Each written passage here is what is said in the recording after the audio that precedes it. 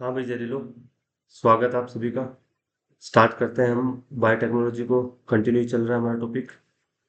अभी हम आगे थे step involve in rDNA technology कि आरडीएनए टेक्नोलॉजी के अंदर कौन कौन से स्टेप इन्वॉल्व होते हैं, वहां तक हम पहुंच चुके थे। बड़ा स्टेप थे आइसोलेशन ऑफ डीएनए कि सेल से किस तरीके से डीएनए को आइसोलेट करेंगे। फिर सेल से डीएनए आइसोलेट करने के बाद आरईसी से कट करना है, इसे जेल इलेक्ट्रोफोरेसिस से डिजाइड जिंक सेपरेट करना है। फिर जीन की रिक्वायरमेंट हुई बढ़ाने की तो पीसीआर सिंप्लीफाई कर लेंगे। तो आज हम जो टॉपिक पढ़ने वाले हैं, ये पहले 4 टॉपिक पढ़ने वाले हैं। इनमें सबसे ज्यादा इंपॉर्टेंट है पीसीआर। चलिएगा स्टार्ट करते हैं इसके आगे। सबसे पहले है आइसोलेशन ऑफ डीएनए। अगर सेल से हमें डीएनए को आइसोलेट करना है, सबसे पहले एग्जांपल लेके चल रहे हैं। मान लेते हैं कि कोई बैक्टीरियल सेल है जिससे डीएनए हम आइसोलेट करने वाले हैं। जैसे ये हमारे पास कोई टेस्ट ट्यूब है, यहाँ पे हमने बैक्टीरियल सेल बना दी। सेल में cell wall, cell membrane present है। यहाँ पर सेल एक नहीं है, बहुत सारी होगी। हम एक सिंगल सेल का एग्जांपल लेके चल सकते हैं, या एक से ज़्यादा सेल भी यहाँ पे हो सकती है या यूज कर सकते हैं। अगर बैक्टीरिया के सेल वॉल को तोड़ना है तो एंजाइम चाहिए लाइसोजाइम। मेम्ब्रेन को तोड़ना है तो लाइपेज चाहिए। तो इससे क्या होगा, सेल वॉल सेल मेम्ब्रेन टूट जाएगी। सेल के अंदर और अदर कंटेंट भी इसके अंदर बहुत सारा प्रेजेंट होगा। अब हम करवाएंगे सेंट्रीफ्यूगेशन। सेंट्रीफ्यूगेशन से क्या होगा, सेल वॉल सेल मेम्ब्रेन जो टूट गई थी, तो ये बायोमोलिक्यूल क्या हो जाए, एक दूसरे से सेपरेट हो जाएगी। अब इसके अंदर सारे एंजाइम डाल देंगे एक्सेप्ट डीएनएज। मतलब हमें डीएनएज नहीं डालना, बाकी आरएनएज, प्रोटीएजेज और भी लाइपेजेज जो भी एंजाइम होंगे सारे डाल देंगे एक्सेप्ट डीएनएज। मतलब यहाँ पर हम एंजाइम्स यूज करेंगे किसको छोड़ करके, डीएनएज को। क्यों बेटा एक्सेप्ट डीएनएज? क्यों? क्योंकि डीएनएज को ही अगर हमने यूज कर लिया बेटा तो क्या होगा, डीएनए ही डाइजेस्ट हो जाएगा। डीएनए तो हमें सेपरेट करना है। ये जिस तरीके के ऑर्गेनिज्म की सेल होगी उसी तरीके के एंजाइम हम यूज कर लेंगे। प्लांट सेल है तो सेलुलोज पैक्टिनेज वगैरह यूज कर लेंगे। बैक्टीरिया की सेल वॉल है तो लाइसोजाइम यूज कर रहे हैं। फंगल सेल वॉल है तो काइटिनेज यूज कर लेंगे। तो जैसी सेल होगी हम उसके अकॉर्डिंग यहाँ पे यूज कर सकते हैं। हम एग्जांपल लेके चले बैक्टीरिया की सेल से, तो सेलुलो अपने सेल वॉल को तोड़ने के लिए लाइसोजाइम लाइपेज वगैरह यूज किए। फिर सेंट्रीफ्यूगेशन किया, सारे एंजाइम डाल दिए except DNA ligase, sorry DNA. DNA ligase नहीं बेटा, डीएनए, ताकि डीएनए डाइजेस्ट ना हो। उसके बाद डीएनए को आइसोलेट करना है। यहाँ पे सारे बायोमोलिक्यूल डाइजेस्ट हो चुके हैं, सिंप्लीफाई हो चुके हैं। बस अभी इसके अंदर जो पॉलीमर बचा है वो केवल केवल हमारा डीएनए बचा है। अब इसके अंदर डालेंगे चिल्ड एथेनॉल। चिल्ड एथेनॉल जो कि डीएनए को प्रेसिपिटेट कर देगी। आपको पता है एथेनॉल की प्रॉपर्टी है प्रेसिपिटेशन की। चिल्ड एथेनॉल यूज करेंगे तो प्रेसिपिटेट हो जाएगा। वैसे सर कहने को तो क्या, एथेनॉल तो ऐसी चीज है जो, डीएनए तो कौन सी बड़ी बात है, पूरे आदमी को प्रेसिपिटेट कर देती है नाली के अंदर। तो ये तो डीएनए हमारा आराम से प्रेसिपिटेट कर देगी बेटा। ये बोले तो यहाँ सॉल्यूशन के अंदर जो डीएनए आरएनए सब के टुकड़े यहाँ पे पड़े हुए हैं, बट डीएनए हमारा एज इट इज वैसा का वैसा है। अब इसके अंदर हमने जैसे ही चिल्ड एथेनॉल डालेंगे तो ये डीएनए को यहाँ पे क्या कर देगी, प्रेसिपिटेट कर देगी।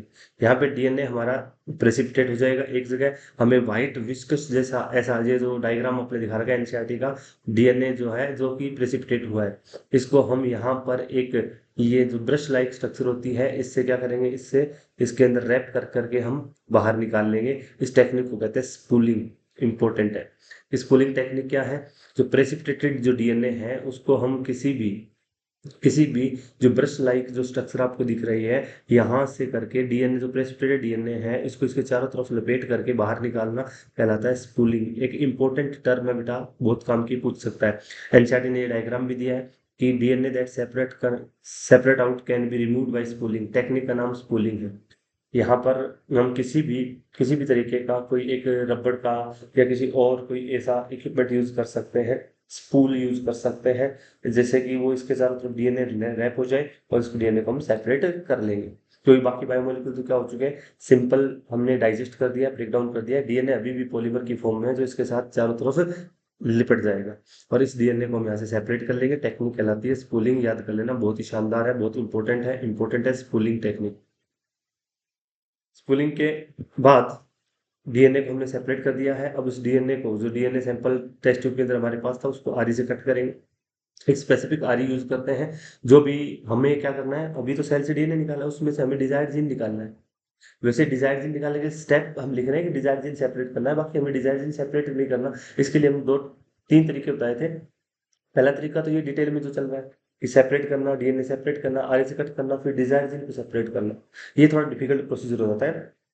तो इसके लिए हम cDNA टेक्निक यूज करते हैं। cDNA टेक्निक यूज करते हैं, mRNA को सेपरेट करके रिवर्स ट्रांसक्रिप्शन लगा के डीएनए तैयार करते हैं, जिसमें केवल एक्सॉन पार्ट होता है। अगर वो नहीं करे तो हम आर्टिफिशियल डीएनए बना सकते हैं, डिजायर्ड जीन बना सकते हैं, बट ये स्टेप है। तो आर इसे जैसे कट किया, इन्हीं में से कोई हमारा डिजायर्ड डीएनए फ्रेगमेंट होगा। मान लेते हैं कि ये वाला हमारा डिजायर्ड डीएनए फ्रेगमेंट है, तो इसको आगे क्या करेंगे, जेल इलेक्ट्रोफोरेसिस लगा के इनको सेपरेट करेंगे। जेल इलेक्ट्रोफोरेसिस से हम डिजायर्ड जीन को सेपरेट करने के बाद यहाँ पे जो हम देखने वाले हैं, देखो तीन तीन के बाद, सेकंड के बाद जो थर्ड स्टेटमेंट जो आएगा, सेकंड के बाद जो थर्ड स्टेटमेंट की आर से हमने कट कर दिया, तो थर्ड जो अपने स्टेटमेंट यहाँ पे आने वाला है बेटा, ये आएगा एगारो जेल इलेक्ट्रोफोरेसिस हमें लगानी है ताकि डिजायर्ड जीन सेपरेट हो जाए। मान लेते हैं कि हमने डिजायर्ड जीन सेपरेट कर लिया। कल लास्ट लेक्चर के अंदर हमने डिजायर्ड जीन को सेपरेट करने की टेक्निक बता दी थी, रैंडम मेथड, cDNA मेथड और आर्टिफिशियल डीएनए सिंथेसिस। अब मान लेते हैं आर्टिफिशियल डीएनए हमने बना लिया है, डिजायर्ड जीन को ऑब्टेन कर लिया। अब अगर हम उसके नंबर बढ़ाना चाहते हैं तो बोले तो क्या करना चाहते हैं, एम्पलीफिकेशन ऑफ जीन। तो हम क्या यूज करेंगे बेटा, पीसीआर। चलिएगा, पीसीआर एक मोस्ट इंपॉर्टेंट टॉपिक हो जाता है, एक अच्छा टॉपिक आता है इसका। चलो पीसीआर को समझते हैं।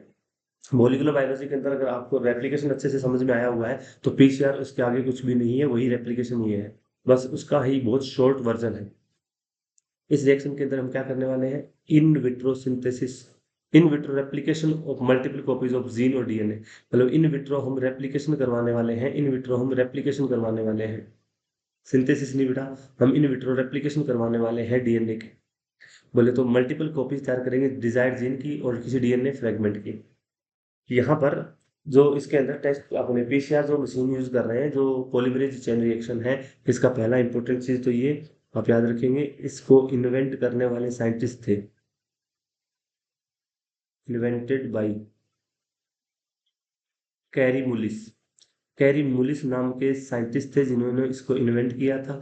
इसके लिए उनको 1983 के अंदर नोबेल प्राइज भी मिला था।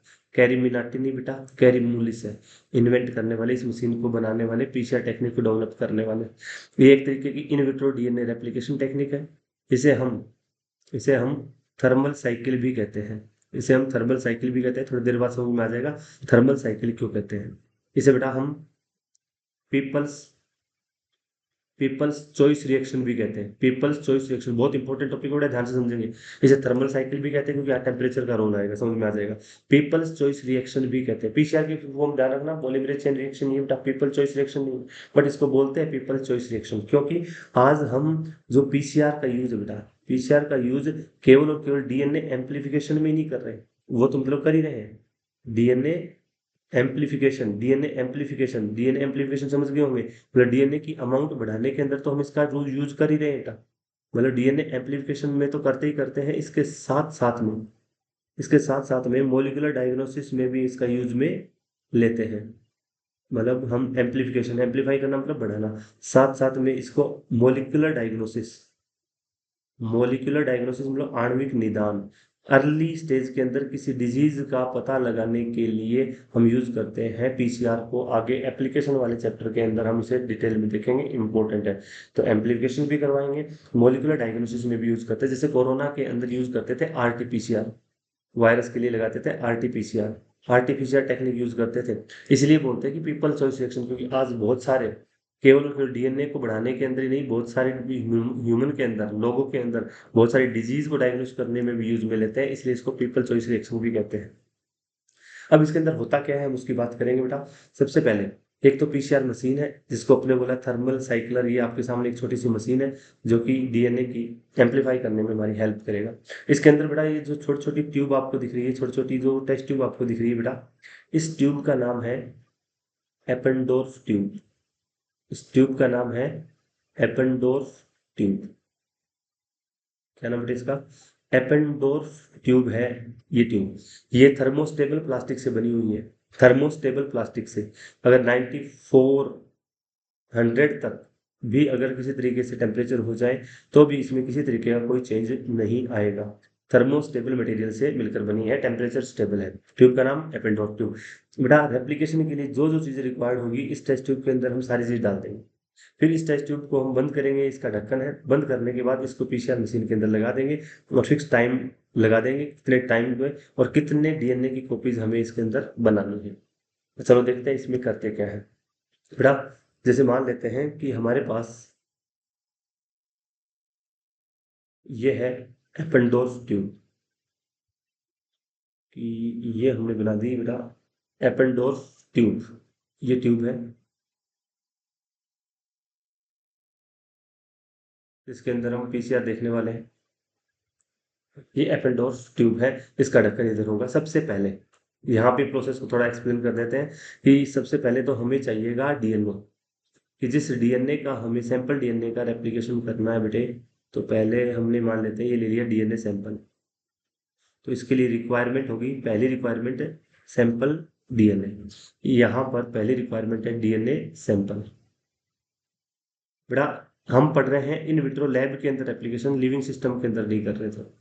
अभी डीएनए सैंपल हमने लिया, अब डीएनए सैंपल लिया, डीएनए रेप्लिकेशन करवाना है हमें, काम वैसे ही चलेगा। तो सबसे पहले डीएनए की क्या होती है, अनबाइंडिंग। यहाँ अनबाइंडिंग जो डीएनए की होती है जहरीलो, वो होती है हाई टेम्परेचर पर। कैसे होती है, हाई टेम्परेचर पर, मतलब हम टेम्परेचर क्या रखेंगे यहाँ पर, हाई, अप्रोक्सीमेट 94 डिग्री सेंटीग्रेड। तो डीएनए का कंप्लीट क्या हो जाएगा, डीनेचुरेशन। ये लो भी, डीएनए का हो गया डीनेचुरेशन। डीएनए के दोनों स्ट्रैंड के बीच में हाइड्रोजन बॉन्ड टूट जाएंगे, डीनेचुरेशन स्टेप। अब बेटा और क्या करना है, मान लेते हैं ये अगर 5 डैश एंड था तो यहाँ पे 3 डैश था, ये 3 डैश था तो ये 5 डैश था। 5 डैश 3 डैश, हमने ये क्या कर दिया, डीएनए का डीनेचुरेशन कर दिया। अब देखो यहाँ पे डीएनए का डीनेचुरेशन पूरा हुआ है कि आधा हुआ है, कंप्लीट डीएनए। क्योंकि लिविंग सिस्टम में क्या होता है, हेलिकेज एंजाइम होता है, वो पहले डीएनए का डीनेचुरेशन करता है, साथ साथ डीनेचुरेशन चलता रहता है, साथ साथ डीनेचुरेशन चलता रहता है, और साथ में ही डीनेचुरेशन के साथ साथ में ओपनिंग होती रहती है, ओपनिंग होती रहती है। पूरा डीएनए एक साथ ओपन नहीं होता। क्यों, क्योंकि सेल के पास इतनी एनर्जी नहीं होती। सेल में रेप्लिकेशन जो होता है उसे इन विवो कहते हैं, हम ये लैब में पढ़ रहे हैं इसे इन विट्रो कहते हैं। यहाँ पर लैब में काम कर रहे हैं, टेम्परेचर है, तो हम दोनों स्टैंड को एक साथ सेपरेट कर लेंगे, तो दोनों के दोनों स्टैंड अलग हो जाएंगे, इसे हम डीनेचुरेशन हम बोलेंगे। अब बेटा डीनेचुरेशन के बाद अगर हमें यहाँ पे प्रोसेस को स्टार्ट करना है, रेप्लिकेशन को स्टार्ट करना है, आपको पता था कि यहाँ जो एंजाइम यूज करते हैं हम, टैक डीएनए पॉलीमरेज। जो डीएनए पॉलीमरेज एंजाइम यूज करते हैं उसकी कमी क्या थी, याद करो, DNA polymerase can not initiate replication. वो रेप्लिकेशन को इनिशिएट नहीं कर सकता, वो खुद रेप्लिकेशन नहीं करवा सकता। बताओगे क्यों नहीं करवा सकता, क्योंकि डीएनए पॉलीमरेज को इनिशिएशन करने के लिए, रेप्लिकेशन करने के लिए क्या चाहिए, क्या चाहिए इसको, डीएनए पॉलीमरेज को रेप्लिकेशन करने के लिए रिक्वायरमेंट होती है प्राइमर की। अगर उसे फ्री ओएच मिल जाएगा तो ये अपना काम कर देता है। इसलिए लिविंग सिस्टम में हमने बात करी थी कि आरएनए प्राइमेज एक आरएनए प्राइमर बनाता है। बट बेटा यहाँ पे हम आरएनए प्राइमर यूज नहीं करके हम यहाँ यूज करने वाले हैं जहरीलो डीएनए प्राइमर। क्या यूज करेंगे, डीएनए प्राइमर। डीएनए प्राइमर समझ गए होंगे, ये ओलिगो न्यूक्लियोटाइड है, ओलिगो न्यूक्लियोटाइड है।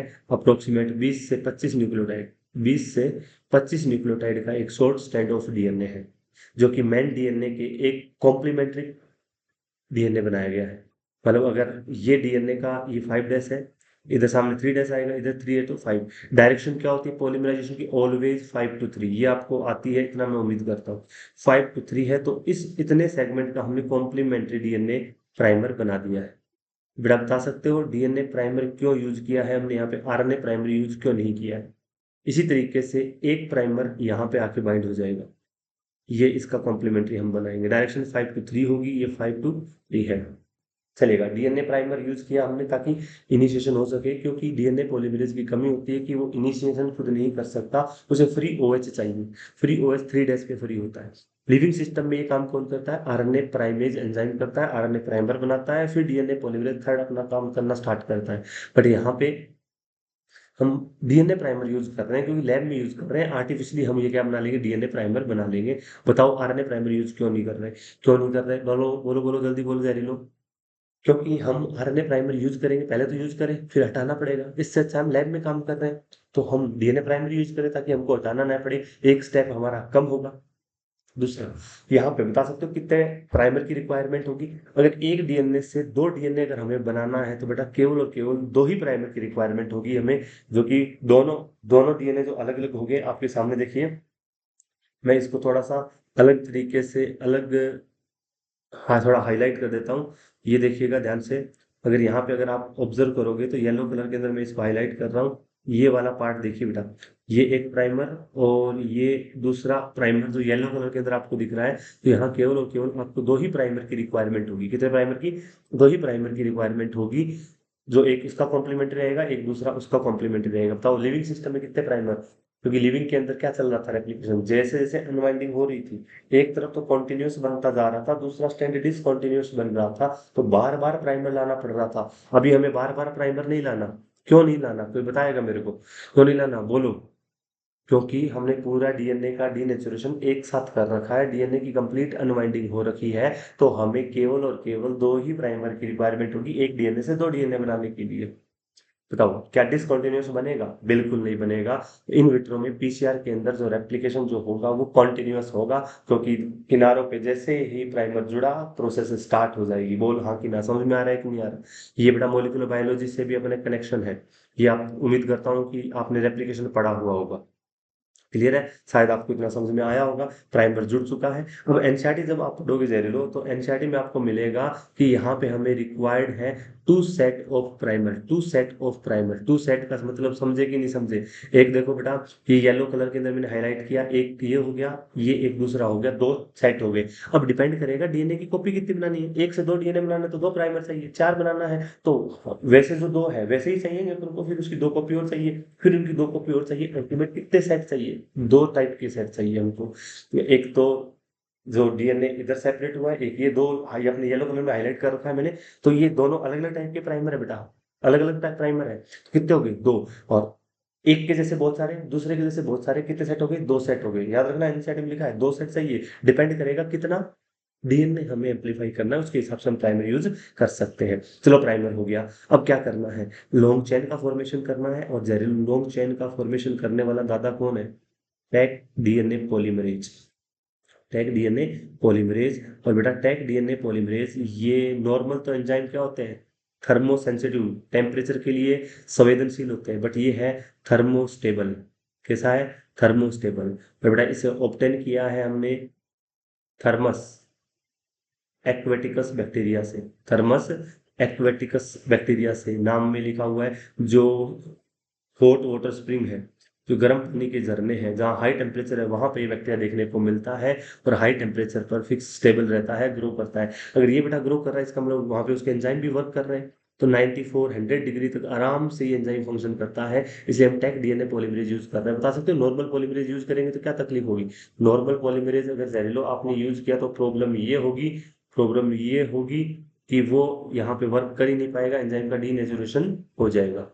लेकिन हम यूज कर रहे हैं टेक डीएनए पॉलीमरेज। और बेटा इसी एंजाइम के लिए एक को फैक्टर यूज करते हैं अपन, Mg+2, इस एंजाइम की एक्टिविटी के लिए।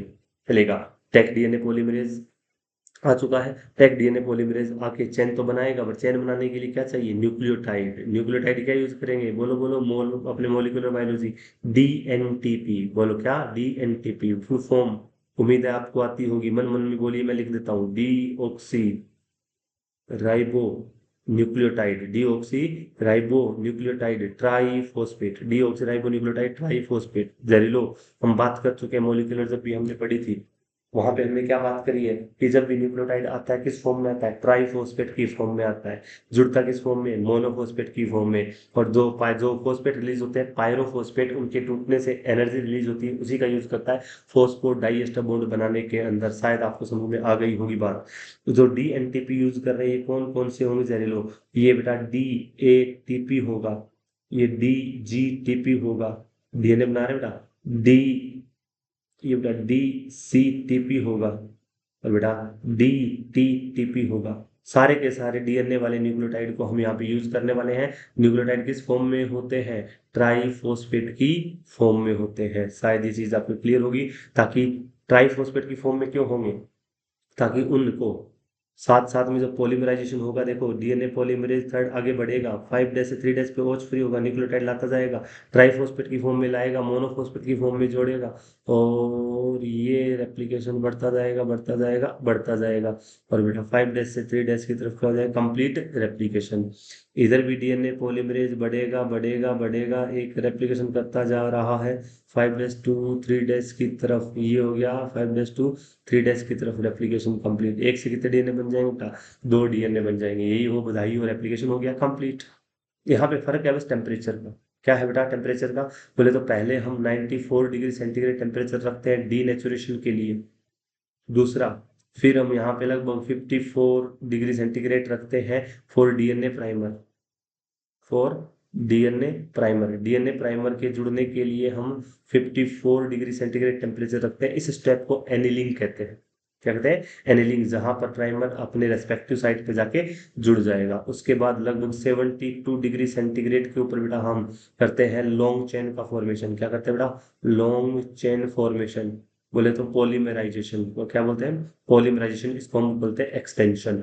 ये करते हैं 72 डिग्री सेंटीग्रेड पर। तो 3 स्टेप हो गए। पहला डीनेचुरेशन, डीनेचुरेशन 94 पे करते हैं। 54 पर हम एनिलिंग करते हैं। ये टेम्परेचर थोड़ा बहुत रेंज वेरिएबल हो सकती है, डिपेंड करेगा कि कौन सा किस तरीके की प्राइमर यूज करें, कितना बड़ा डीएनए को अपन को रेप्लिकेट करवाना है। 72 के ऊपर एक्सटेंशन करेंगे। बताओ यार, टेम्परेचर ही तो चेंज कर रहे हैं बार बार, 94 54 72। इसीलिए इसको हम थर्मल साइकिल भी कहते हैं और मशीन को थर्मल साइक्लर भी नाम दे देते हैं। आई होप आपको ये चीज समझ में आई होगी। अब बेटा हर एक रेप्लिकेशन के बाद क्या हो रहा है? हर एक रेप्लिकेशन के बाद डीएनए क्या होता जा रहा है? डबल। अब हर एक रेप्लिकेशन के बाद जो डीएनए डबल हो रहा है, डीएनए की कॉपी जो बनती जा रही है। अब डीएनए की जो कॉपी हम बना रहे हैं हर एक स्टेप के बाद, ये एक बार जेल इलेक्ट्रोफोरेसिस के वाला प्रोसेस नहीं बेटा, कल हम बात कर चुके हैं डिजायर्ड जीन को ऑब्टेन करने की। अगर हम देखें, एक साइकिल के बाद 1 से 2 डीएनए बन जाते हैं। तो आपको याद रखना है total number of DNA, total number of DNA, total number of DNA after n cycle, total number of DNA after n cycle two की पावर n। एक साइकिल के बाद 1 से 2, 2 से 4, 4 से 8 एक्सपोनेंशियली नंबर बढ़ते जाएंगे। एनसीईआरटी बोलती है, बताइए, आफ्टर 30 साइकिल, 30 साइकिल के बाद डीएनए के कितने नंबर बन जाएंगे? बताओ। कैलकुलेशन करनी है जी, इतनी मैथ तो आपको आती है बेटा? कोई ना, सिखा देंगे आपको। अप्रोक्सीमेट कैलकुलेट करने का 1 बिलियन के आसपास आएगी जरूर। मतलब इतना ज्यादा हम डीएनए को एम्पलीफाई कर सकते हैं। क्लियर है? शायद आपको ये चीज समझ में आई होगी। आज का टॉपिक मेन पीसीआर ही था बेटा। और ये मशीन जो है वो पीसीआर मशीन है, जो थर्मल साइकिल भी कहते हैं। समझ गए वो थर्मल साइकिल क्यों बोलते हैं? यहाँ पर ये डीनेचुरेशन स्टेप है, ये एनिलिंग स्टेप है बेटा, ये एक्सटेंशन है। समझ गए होंगे कि एनिलिंग के अंदर यहाँ पे डीएनए का ये डायग्राम थोड़ा सा गड़बड़ हो गया बेटा। आप आगे वाले डायग्राम जो हमने बना रखे हैं उसके ऊपर फोकस रखिएगा, ये डायग्राम इंपॉर्टेंट रहेगा। क्लियर है बेटा? अच्छे से नोट्स बनाइए, पढ़ते रहिए, मौज करिएगा।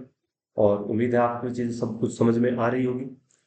तो बेटा कंटिन्यू जुड़े रहिए और अच्छे तरीके से अपने कॉन्सेप्ट तैयार करिए। कोई भी एग्जाम में क्वेश्चन है गलत नहीं होना चाहिए। कोई भी किसी भी तरीके का डाउट हो तो नीचे कमेंट बॉक्स के अंदर आप कमेंट कर दीजिएगा। मिलते हैं अपन ब्रेक के बाद, तब तक के लिए टाटा बाय बाय, धन्यवाद, जय हिंद।